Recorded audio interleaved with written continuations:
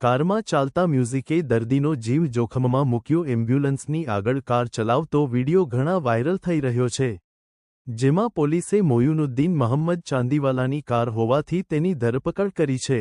આરોપીએ જણાવ્યું હતું કે કારમાં પોતાના બાળકે મ્યુઝિક સિસ્ટમ જોરથી શરૂ કરી દીધી હોવાથી એમ્બ્યુલન્સનો સાયરન સંભળાયો ન હતો. પોલીસે નિયમના ભંગ બદલ ગુનો નોંધી કાર્યવાહી હાથ ધરી હતી.